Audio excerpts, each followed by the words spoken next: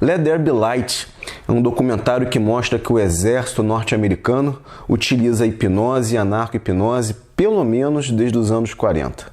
Produzido em 1946, esse documentário mostra o tratamento dado a veteranos de guerra que voltaram da Segunda Guerra Mundial com transtorno de estresse pós-traumático, utilizando para esse tratamento fundamentalmente a hipnose clínica. Esse filme foi banido pouco após a sua produção pelo Exército norte-americano. Suspeita-se que por conta dos efeitos negativos sobre o alistamento. Mas algumas cópias foram feitas, e a polícia militar norte-americana chegou a apreender o material que o diretor John Huston ia apresentar no Museu de Arte Moderna, alegando que isso invadiria a privacidade dos militares que aparecem no filme. Esse documentário mostra como em poucos minutos a psiquiatria militar norte-americana foi capaz de fazer com que um soldado com paralisia voltasse a andar, com que um gago voltasse a falar, com que um veterano de guerra com amnésia pudesse se lembrar de tudo. E vamos assistir, porque esse documentário é simplesmente sensacional.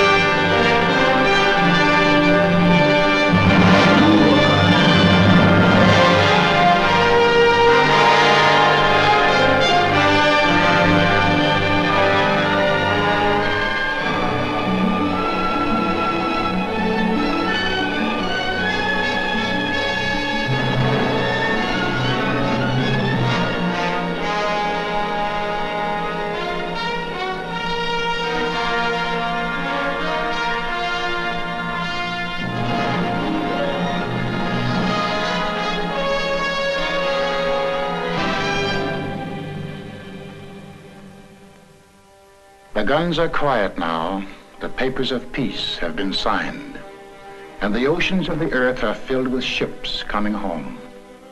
In faraway places, men dreamed of this moment, but for some men, the moment is very different from the dream.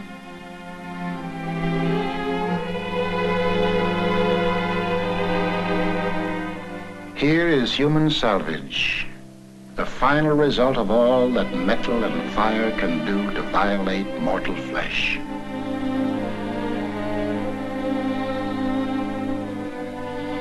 Some wear the badges of their pain, the crutches, the bandages, the splints. Others show no outward signs, yet they too are wounded. This hospital is one of the many for the care and treatment of the psychoneurotic soldier.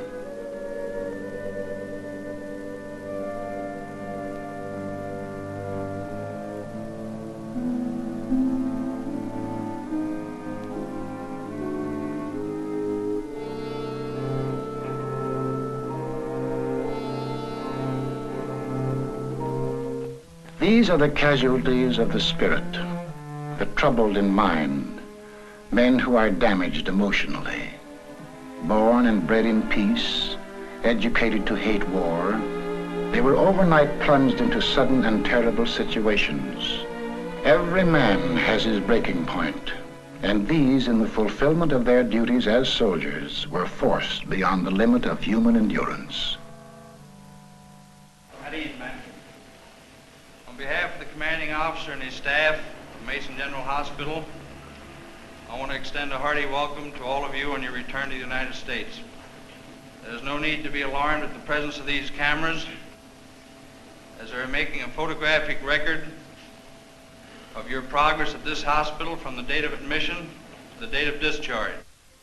Here are men who tremble, men who cannot sleep, men with pains that are nonetheless real because they are of mental origin, men who cannot remember, paralyzed men whose paralysis is dictated by the mind. However different the symptoms, these things they have in common: unceasing fear and apprehension, a sense of impending disaster, a feeling of hopelessness and utter isolation.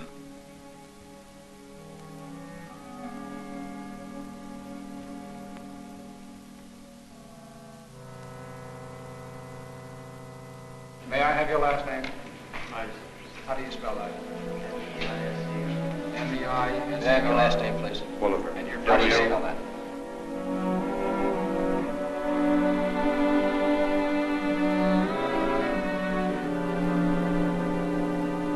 The psychiatrists listen to the stories of the men who tell them as best they can. The names and places are different. The circumstances are different.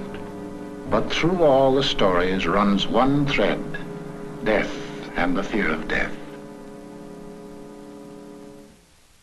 And then after you got wounded, what happened?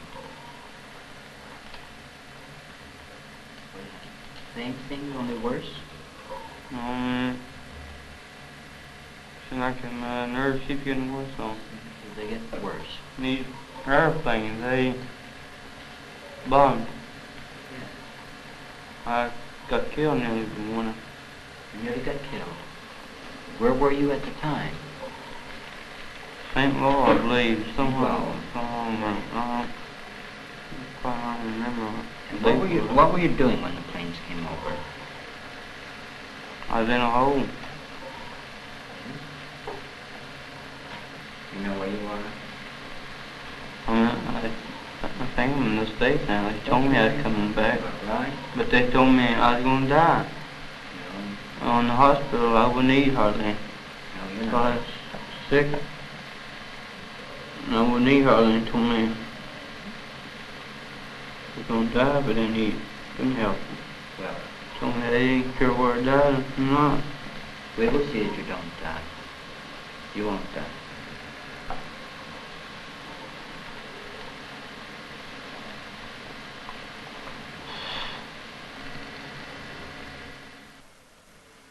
I lost my last buddy up there, little Norman. He was second scout, and I was first scout. And they were all mixed up there. They were shelling us. Well, did that make you nervous?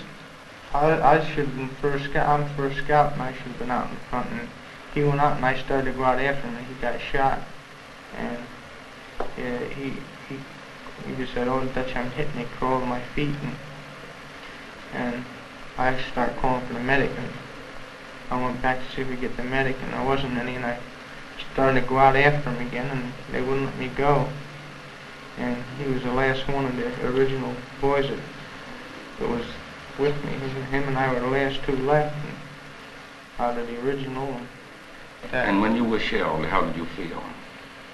I don't know, it's just, after Norman got hurt, killed, why, I was alright when we were moving up or attacked and anything like that. When we get pinned down, I start thinking about him laying back there. And then what happened to you when you think about him? How would you feel? I just didn't care what happened to me. Do you mean you didn't want to go back into combat again? Yes, sir, I wanted to go back. I wanted to stay there. I wanted to keep on for him and all them other guys, John and Stryker and Tex and Pop. And how do you feel right now? I feel all right. Have you been getting along? Well, fairly well, sir. Mm-hmm. You overseas? Yes, sir. Where? We were in France, and then we went to Germany. In where? France to Germany. And what outfit were you with? I was with Headquarters Detachment, 50th Quartermaster Battalion, Mobile. Mm-hmm. I see your PFC. At present, sir. Had to go in the hospital. Sir? You had to go in the hospital. Twice, sir. It says here on your record from overseas that you had headaches and that you had crying spells. Yes, sir. I believe in your profession is called nostalgia. In other words, homesickness. Yes, sir. Mm-hmm. It was induced when, shortly before the war, I received the picture of my sweetheart. Yes.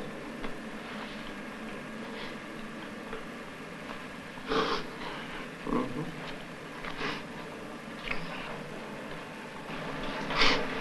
I'm sorry, I can't continue. That's all right. Griffith. Yes, sir. Come on and sit down a minute. Now, a display of emotion is all right. I'm not doing this deliberately, so Of course please you're believe not. me. I do believe you.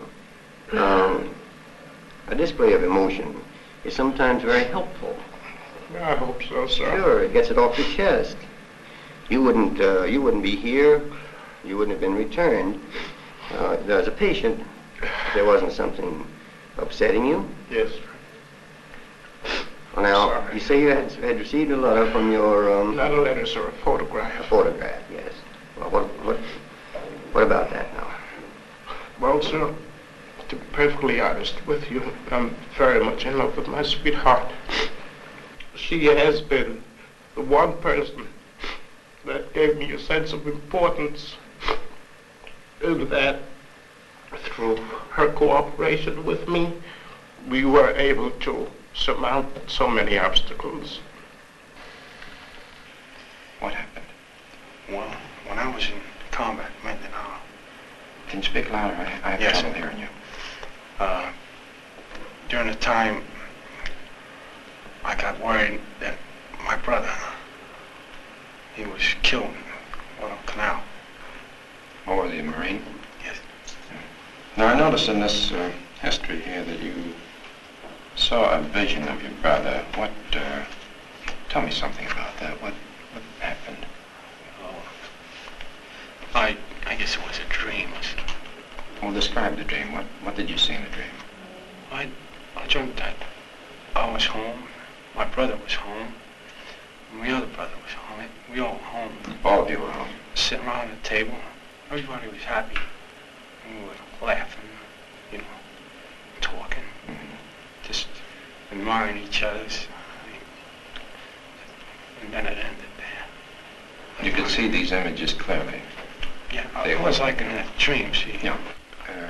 What about this Mindanao thing you're telling me about? Well, in Mindanao, after I got that news, I was scared. You were scared? I don't know, sometimes I hope something would happen. Then again, I say, well, something did happen. What do you mean by something happened? You mean you were hoping that you'd be wounded and sent back? Is that what you mean? No. What do you mean by that? I meant that I hoped that just, I was so disgusted and tired of everything. I just didn't feel like living. And then I changed my mind and I think back to my folks, and it'd be a double blow if something happened to me. And I'd be standing guard, sitting on a machine gun there, just watching. And I'd hear a little noise and I'd let go, shoot. It wasn't nothing, probably was an animal or something. Any noise made you excited, you just shoot? At that time, yes. Well, do you feel worried about anything now? I don't know. Are you mixed up? Kind of. What's that pin on your shirt there? My heart. Well, why do you cover those up? Aren't you proud of them? Yes, sir. You got a Purple Heart? Your campaign ribbons? Yes, sir. Well, why do you cover them up? There must be some reason for you doing that. Well, what happened over there? Well, we got in the scrape and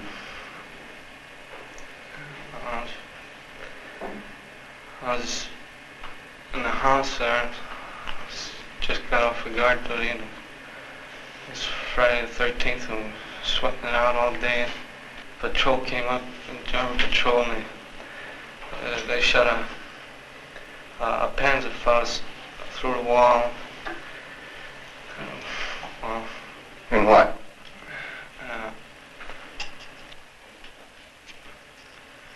I was laying on the couch, and right before it happened, I felt a little jittery, so I laid down on the floor. And when I got up again, the couch was all torn. In other words, you were almost killed, is that it? Most have gone right over my head.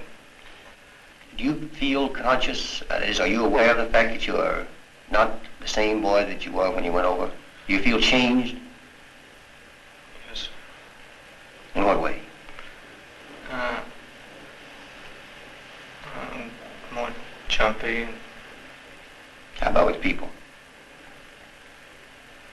I used to always like to have fun now. I used to always be going places. I don't like to do nothing no more. How long were you overseas?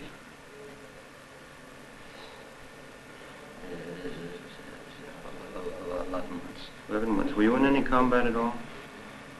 This is 6 months. I tried every way to keep my mind occupied, reading, going to the gymnasium, going out with the fellas and try to become an extrovert, try to get out of myself. But it seemed to me that I got worse and worse. And after a while, I developed, after the fear of insanity, I started developing fears of different sorts. Did you ever have similar pains before you got Never married? in my life. Have you ever been nervous before in your life? No, sir. Never. I was a solid man. Do sudden noises bother you particularly? I could just shake over a little, but not that bad. Well, I guess I just got tired of living, you can put it that way. I had trouble sleeping, yes. Had dreaming of combat, you know. I just took off because I seen too many of my buddies gone, and I figured the next one was for me. A man can just stand so much up there, see? Admission note. Pool. P-O-O-L-E, comma, Walter L. T5. Transfer diagnosis. Anxiety reaction, severe. Active symptoms in remission. On this, their first night back in the States, each man who is able may make a long-distance call without cost.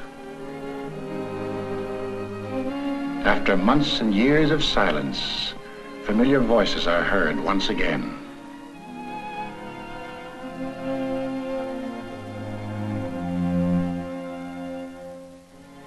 Then each man makes for himself a small home which will be his for the 8 or 10 weeks to come.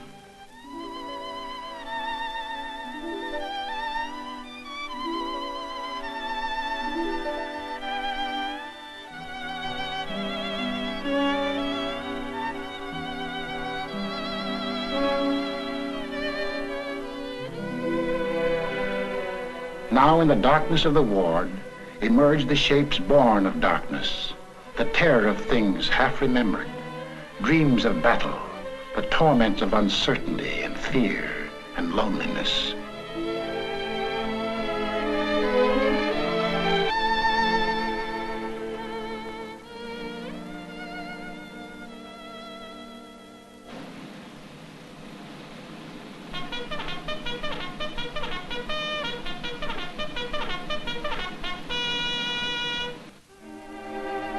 The day begins with an early morning ward inspection. The medical officer in charge checks the condition of every man. Modern psychiatry makes no sharp division between the mind and the body. Physical ills often have psychic causes, just as emotional ills may have a physical basis. Possibilities of organic disturbance in the brain are investigated by means of the electroencephalograph.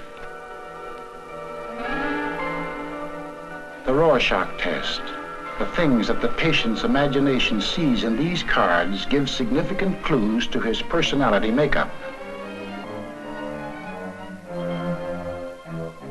This looks sort of like a drawing of 2 women standing on a rock and waving their hands.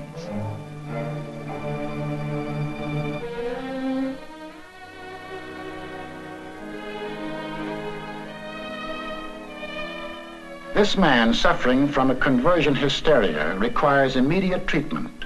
Organically sound, his paralysis is as real as if it were caused by a spinal lesion, but it is purely psychological. Well, just sit him up about the middle of the bed there. I feel pretty good, huh? That's fine. Now sit yourself over there.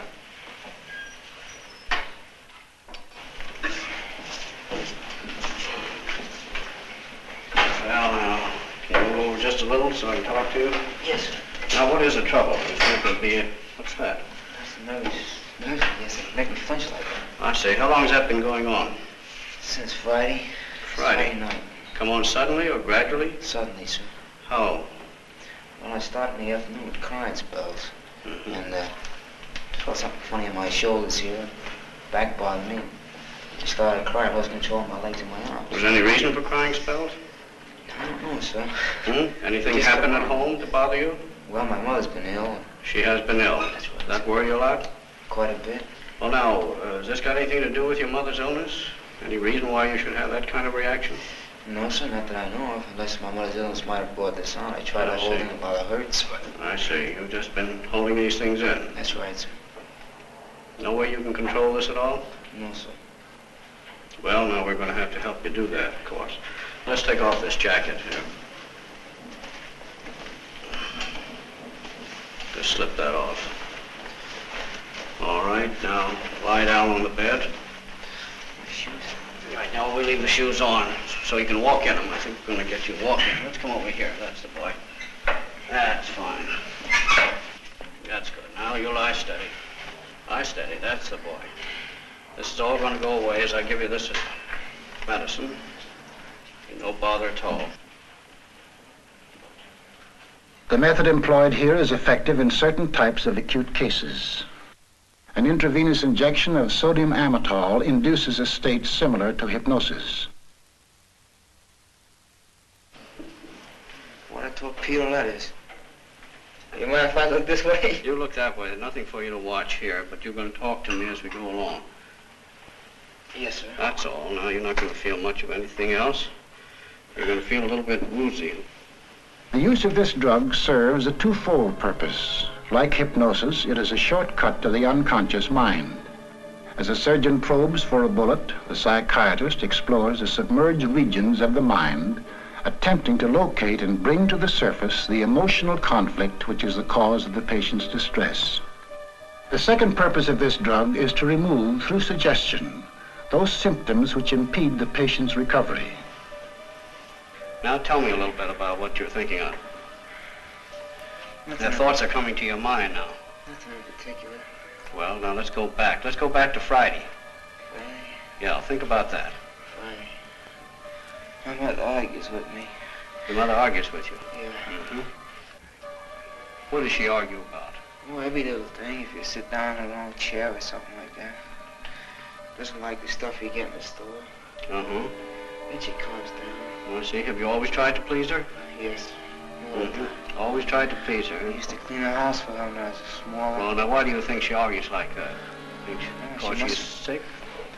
Well, she doesn't try to control her temper. I see. Mm-hmm. How about your father?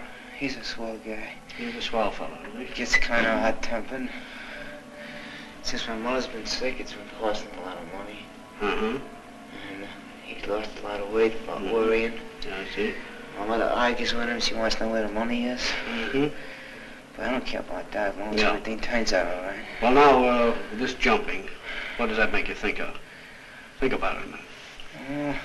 I can't help it. It just jumps. Uh-huh. How about the legs? Do you know anybody who had any trouble with their legs like that? No, sir. And what does it make you think of? Go on. Except several years ago, Uh-huh. there was one fella. He had something wrong with his right leg. Uh-huh. Water in the knee, but he's walking today. That hasn't bothered me. Was that anything like your leg? I don't know. He couldn't walk at all. He couldn't walk at all? No. What do you think of when you can't walk like that? I wish I could walk. Mm-hmm. Well, what do you think of? What comes to your mind when you find that you can't walk? So maybe I think my mother and father should be okay. Sometimes I wonder, hope the war ends soon. Things like that. I see. Nothing in particular. Mm-hmm. Well, now the shakes are gone now, haven't they? Yeah. How about your legs? They're good and strong. I feel all right. Move them. Let's raise them. Oh, I don't see but raising before, but I can't walk. Well, how about them now? They feel all right. They feel good now, as if you can walk in them, don't they? Toes feel numb. Toes feel numb, but that's going away, isn't it? Yeah. Gee. Mm-hmm. So raising them fine, isn't it? Yeah. Now you're going to be able to walk, aren't you? I don't know. Well, you're going to, aren't you? Yes, sir. All right. I'm gonna walk. I love walking. You love walking. I did. Always been very fond of walking. Now Yes, you found yourself unable to walk. Now you're going to get right up and walk. Right now. All right, now let's sit up. Sit up on the side of the bed. Here you are. That's fine. All right, now stand up. And look at that. Is that good? All right, now walk out here. Walk over to the nurse all by yourself. That's the boy. Walk over to the nurse. You're just a little woozy. medicine. Now come back to me. Come back to me. Open your eyes. That's the boy. Isn't that fine? Isn't that wonderful? Sure. All right, now again, once more. Yeah, but how long are we going to be? Oh, it's going to stay that way. It's going to stay because that's taking care of your worry now. All right, now come on back to me, and I'm going to let you go to sleep. When you wake up, you'll keep on walking perfectly well. How about it? Thanks, sir. Righto. All right, now let's get up in here and we'll go to sleep.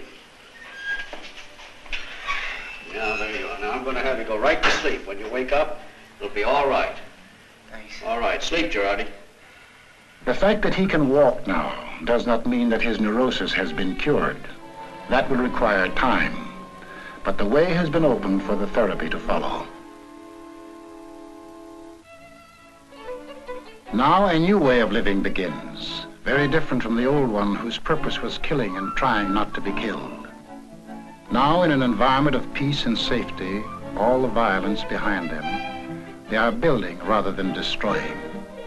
Men have their choice of occupational therapy. Some find relaxation in mechanical jobs. Certain types of cases obtain relief in precision work, which answers their inner need for order and certainty. For sons and daughters and nieces and nephews and neighbors' kids, hobby horses are turned out by the carload.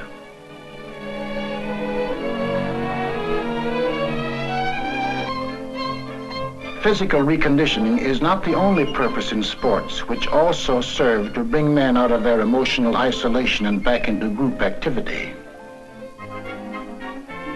One of the most important procedures is group psychotherapy. Here, under the psychiatrist's guidance, the patient learns to understand something of the basic causes of his distress. As one of a group, he also learns to understand that his inner conflicts are, with variations, common to all men. And I think of it a little bit like this. We want to get you out of your own feeling of isolation, to get you to feel that you are like other people. In order to get to that, we have to use knowledge as one thing and something else which has to be added, and that is an experience of safety. You could say it is almost the core of all our treatment methods. Development of knowledge of oneself with the accompanying safety that it brings. I'd like to see if we can get some illustrations of how one's personal safety would stem from childhood safety, and how the childhood safety itself would stem from the parents' safety. In my illustration is that as a child, whenever I underwent any experiences that were frightening to me, I never told my parents. I kept it to myself. While I was alone at night in my room, I'd call on God. So if I had done anything wrong that I was ashamed of, I was ashamed to go to my parents and tell them what I had done. So I kept it to myself. And I used to be in constant fear that my parents would find out my feelings. Well, I wonder if there's any of your mother's troubles that you would know about. No, my mother never gave any of the children any part of her troubles. Well, that would be the same thing that happened to you. She didn't tell her troubles, and you didn't tell yours. You took your troubles to God, and she probably did the same thing. Probably didn't even confide in your father. In other words, the kind of method that you used to get relief from anxiety was really, we'd have to assume, learned and felt right in your home, the same kind of thing. I think it was all caused by economic conditions of the world. I mean, people trying to compete with one another, trying to get a better job, trying to keep up with uprising of living, things like that have caused a lot of arguments in the home.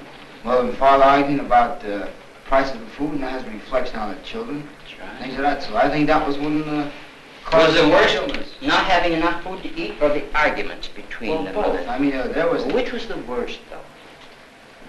Well, I guess we the had to arguments. choose. Sure, of course the arguments. Because I can't remember about the food. There you are. You can't even remember about the food or the lack of food. I have in mind my own childhood. We're coming from a modern family. moderate in the sense that the family had some sense of security. What happened there was we were told that myself, my brothers and sisters, we couldn't just play with any of the kids we wanted to play with unless their parents in turn had the equivalent of what our parents had. And as a result, we were kept in a narrow circle, very, very narrow. However, I have found that there has been a strong yearning on my part to break out of this environment, to be able to play with Tom, Dick, and Harry. I'd say the net result's like this. Your mother did not feel really so superior. She felt inferior when she tried to make you take the attitude you were better than the other children. So that now, certain experiences in the Army have brought that out more clearly because you've been thrown in with Tom and Dick and Harry and need to get along with them. It's not necessary to be in the Army. It's not necessary to be in the war. These kind of troubles have always gone on in all time, through all the centuries. You were going to say something. I never spoke until I was 7. Is that right? Yes, sir. And I studied very bad. At 14 and 15, I couldn't recite in school. Today, I never talk. Can you explain how you get started to talk? How you began to get over that? During the war, the first word I ever spoke, Santa Claus had brought me a war gun, and my brother broke it. This is the First World War, yes? And so, Santa Claus brought the gun and your brother broke it. Yeah, when I went in to get my gun, I just says, war, death. Somebody broke my gun. That was the first thing I said. You were angry because someone broke your gun. So that's the way I started talking. I would say all those symptoms, like being unable to speak, stuttering and so on, they have an underlying anger and resentment in the deeper parts of the personality. You could almost say it like this. Underneath I can't, you usually find I won't. Captain, on Okinawa, I was stuttering too about 3 weeks. And as soon as I came here, I'm here a month now, I stopped stuttering. You've stopped studying completely since you came here? Yes, sir. Well, that's good. I don't know whether that's a tribute to the doctors or a tribute to your fundamental health. It's to my fundamental self. Yeah. No tribute to the doctors at all. Very good. Some patients require special therapy. Hypnosis is often effective in certain types of battle neuroses, such as amnesia. This man does not even remember his own name. A shell burst in Okinawa wiped out his memory. The experience was unendurable to his conscious mind, which rejected it, and along with it his entire past. Through hypnotic suggestion, the psychiatrist will attempt to evoke them. Relax completely and put your mind on going to sleep. All right, now keep your eyes on mine. Keep your eyes on mine and keep them fixed on mine. Keep your mind entirely on falling asleep. You're going to go into a deep sleep as we go in. You're going to go into deep sleep as we go in. Now clasp your hands in front of you. Clasp them tight, tight, tight, tight, tight. They're getting tighter and tighter and tighter, and as they get tighter, you're falling asleep. As they get tighter, you're falling asleep. Your eyes are getting heavy, heavy. Now your hands are locked tight. You're locked tight. They're locked tight. You can't let go. They're locked tight. You can't let go. When I snap my fingers, you'll be able to let go. When I snap my finger, you'll be able to let go, and then you'll get sleepier, and your eyes are getting heavier. Now your eyes are getting heavier, heavier, heavier. You're going into a deep, deep sleep. You're going into a deep, deep sleep. Deep asleep, far asleep. Eyes now closed tight, going to a deep, deep sleep, deeply relaxed, far asleep. You're far asleep. You're far asleep. Now you're in a deep sleep. You have no fear, no anxiety, no fear, no anxiety. Now you're in a deep, deep sleep. Now just sit down in the chair behind you. Sit down in the chair behind you. Lean back. Head now falls forward into a deep, deep sleep. Head now is falling forward. You're going further and further and further asleep. I stroke your left arm, become rigid like a bar of steel, and you'll go further asleep and further asleep. You're falling further and further and further asleep. Rigid. Cannot be bent or relaxed. When I touch touch the top of your head, I touch the top of your head, that arm will relax and the other will become rigid. And you'll go further asleep. You'll be in a very deep sleep. And your sleep is deeper and deeper. And now when I touch this hand, my finger will be hot. When I touch this hand, my finger will be hot. You will not be able to bear it. Your arm is rigid. And now, as I touch your hand, you will no longer feel any pain there. It'll be normal. Now the arm is relaxed and you're further and further and further asleep. Now you're deep asleep. We're going back. We're going back now. Going back to Okinawa. Going back to Okinawa. You can talk. You can talk. You can remember everything. You can remember everything. You're back on Okinawa. Tell me what you see. Tell me. Speak. I'm in the battery area. You're in the battery area. Go on. Tell me what's going on. Getting fire missions. You're getting fire missions. Go on. You see everything now, clearly. Getting shells thrown at us. You're getting shells thrown at you. From where? Japs. Japs.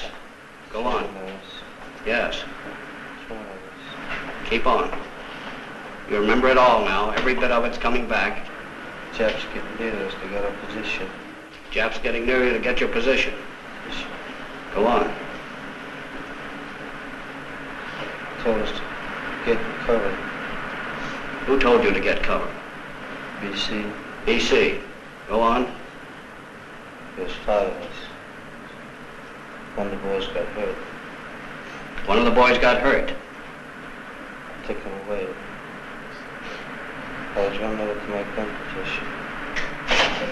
Yes, go on. You remember it now.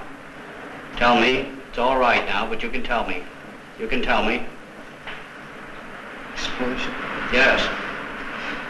You remember the explosion now. All right, go on. You're carrying me. They're carrying you. Who's carrying you? I don't know. Where are they taking you? Carrying me across the field. Across the field. Go on. Put me in a stretcher. Yes? Yes? Go on. They're still throwing shots. Yes? Can you hear them? Yes. You see them? No. All right. Where are they taking you now? Put me in a truck. Why are you fearful now? I want no more. You don't want any more. You want to forget it. But you're going to remember it because it's gone now. It's gone. You're back here now. You're away from Okinawa. You've forgotten it. But you remember who you are now. Who are you? Dolly. Dolly, that's right. Full name now. Dominic Dolly. Dominic Dolly, that's right. You know your mother's name? Isabel. That's right. Father's? Salvatore. That's fine. You know who they all are now. All right, now you're coming back with us. This is going to stay with you. You're going to remember it all. You're going to remember about Okinawa. You're going to remember about the shells and the bombs, but they're gone. You're at ease and relaxed. There's no fear, no anxiety. When I wake you up, you'll be comfortable, relaxed, no pains and no aches. But you'll remember all that I've told you. All that you've remembered. You can wake now.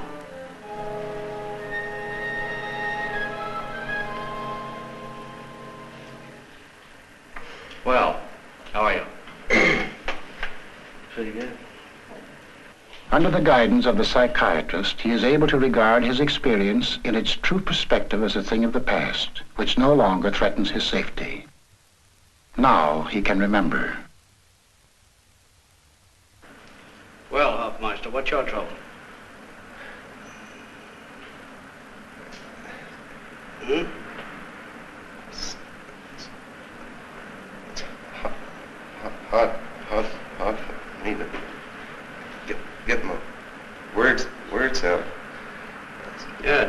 could be a bit tough. How long have you had that trouble? It started about a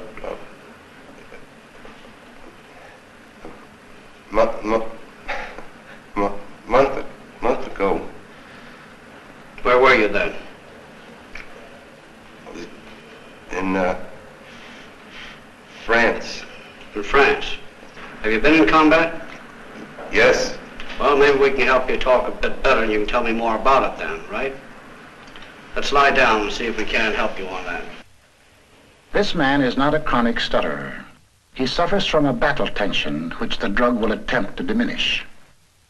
Like the man who could not walk and the man who could not remember, his illness has an emotional basis. Get all comfortable now and relaxed. We're just going to give you some medicine here, and it's going to help limber up that tongue of yours. And this is going to make you feel a bit groggy.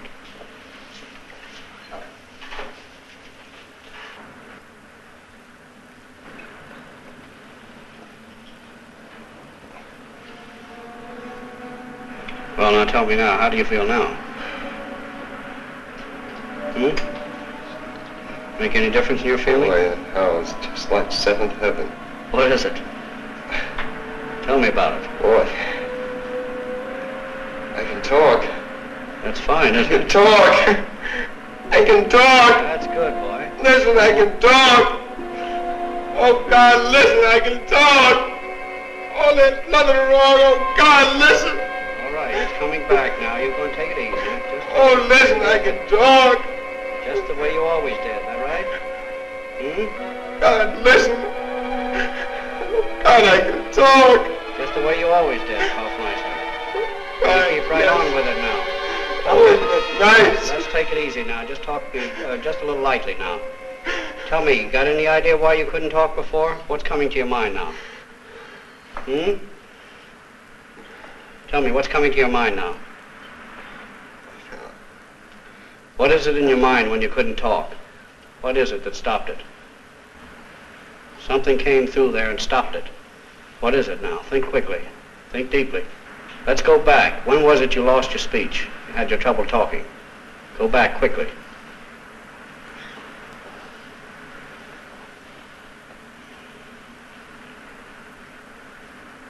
Seems that I first noticed it on a boat. On a boat? Coming over. It first started with an S. And the fellas laughed at me. I don't know why they laughed. Till the guy started. Well, let's start with that S. Let's go back to that S now. What were you thinking then? What was in your mind then? Right now? No, then. On the boat? Yes, with that S. When you couldn't say that S right. Yes. Yes.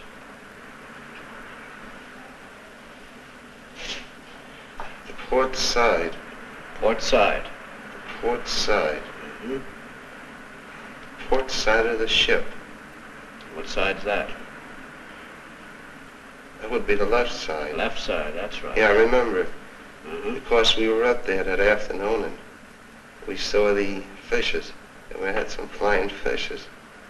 And I came down and he said, I was telling the fellow underneath me about the ports that I had seen some flying fishes on the port side. He tried telling them about the flying fishes and he stumbled over the S sound. And the fellows laughed at him. Think hard. S. S. What does S remind him of? S. S. He remembers. It is the sound he fears. The sound of death in combat.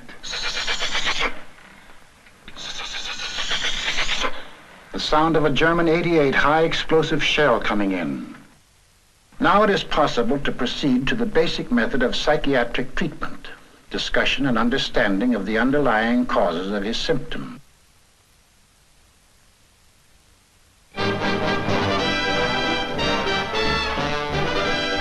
As the weeks pass, the therapy begins to show its effect.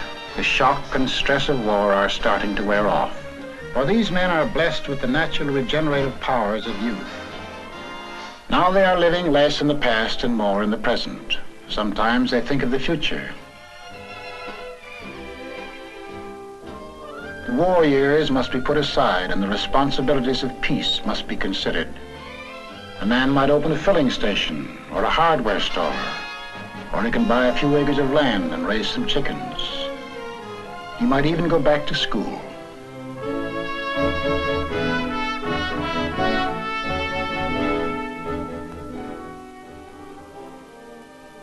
Visitors' Day.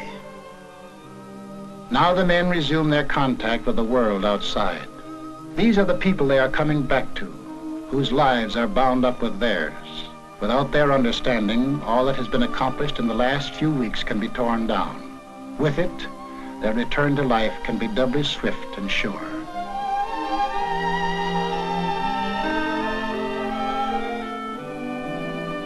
Classes in group psychotherapy continue. The men are thinking of themselves in relation to society. How will they fit into the post-war pattern? How will the world receive them? You fellows have had an opportunity to be home with your families since you've returned from overseas.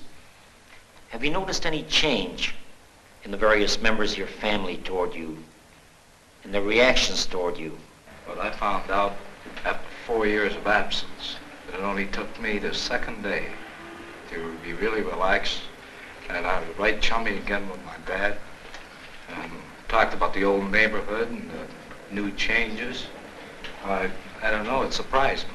Do you feel that your family has to be taught how to treat you when you come back? No, absolutely not.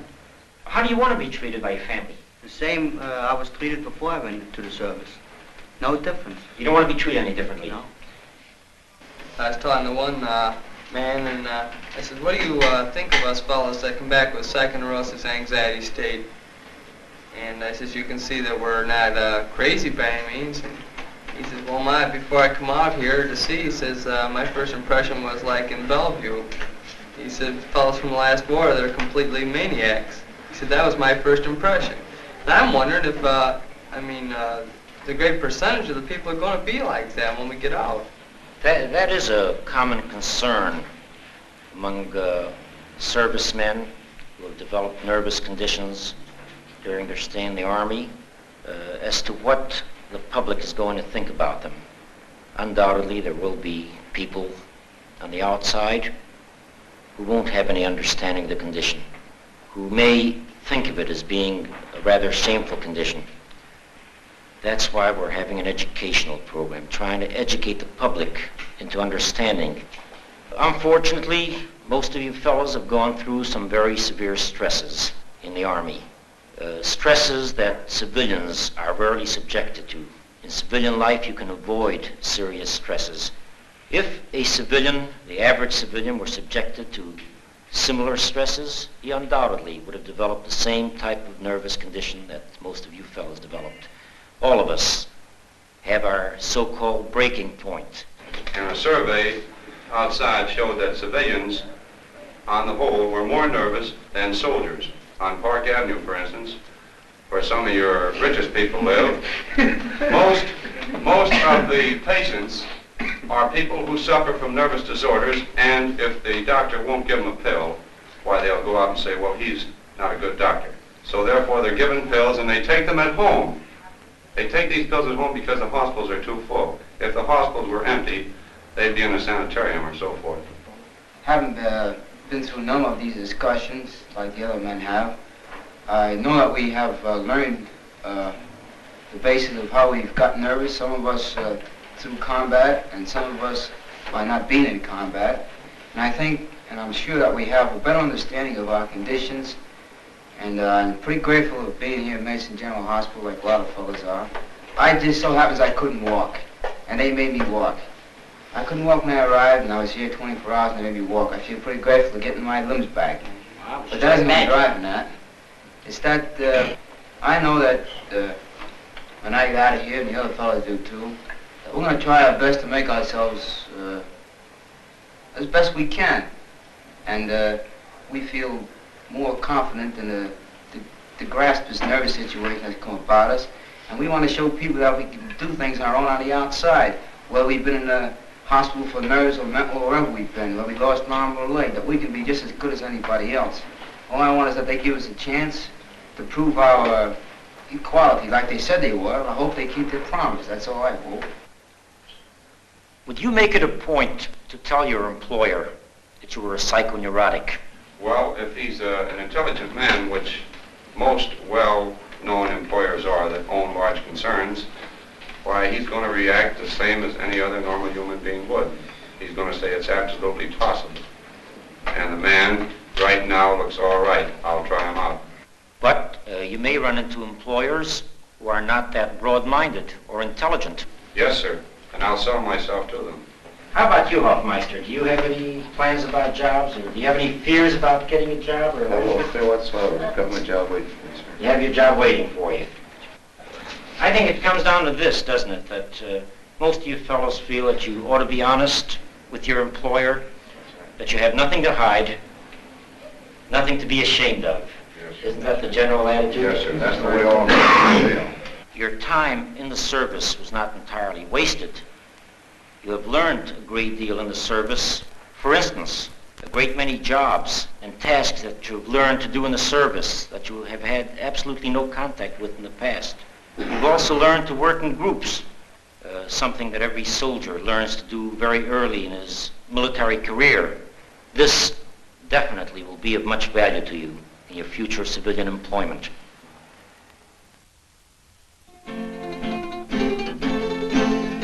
The weeks have slipped by fast. The first strangeness of hospital life has become routine. Sometimes a man learns something new. The Ranger always did want to play guitar.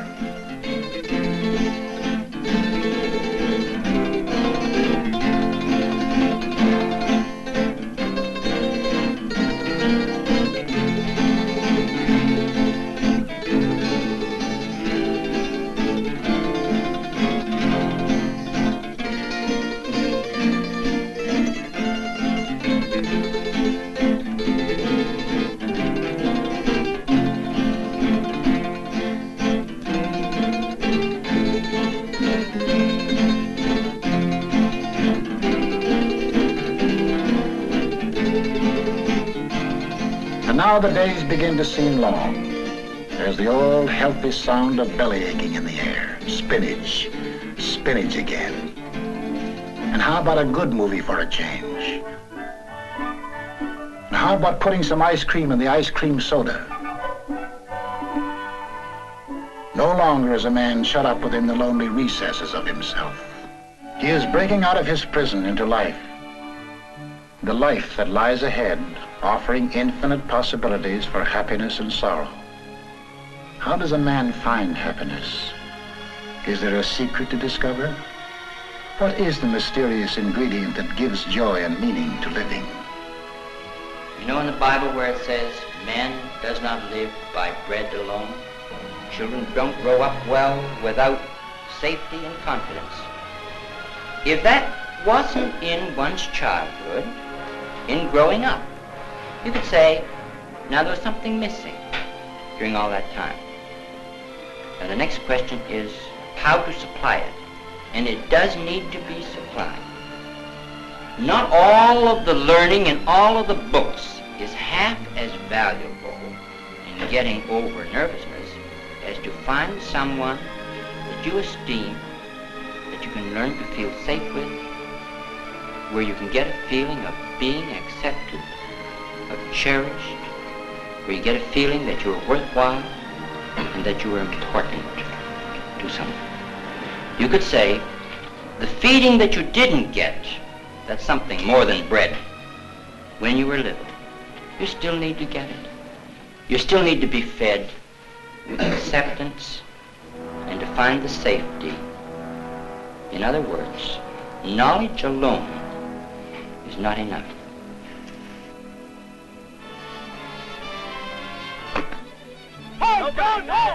Nobody got it.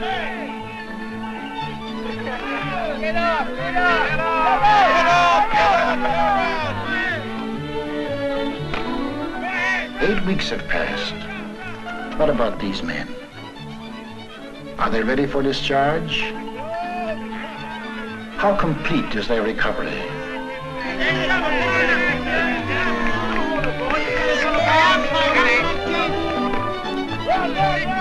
How about the boy in right field? I just didn't care what happened to me.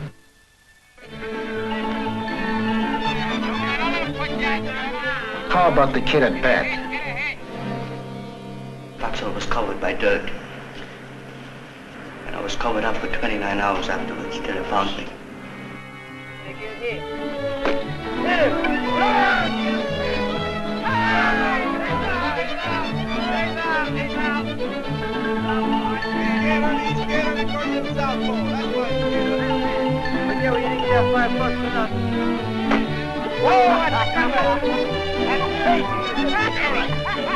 Out! Tell you're out! Say you're out! Go on! How about the umpire? Hard for me to get my words out. You're out! Go on! Batter up! How about this kid?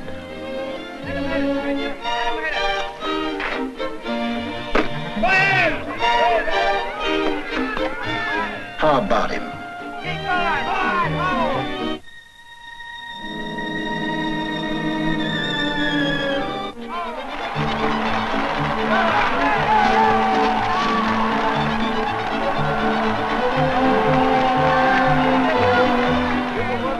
Are they well enough to be discharged?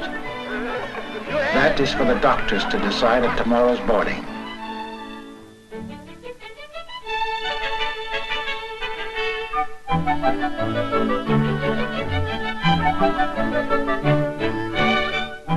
The answer is yes.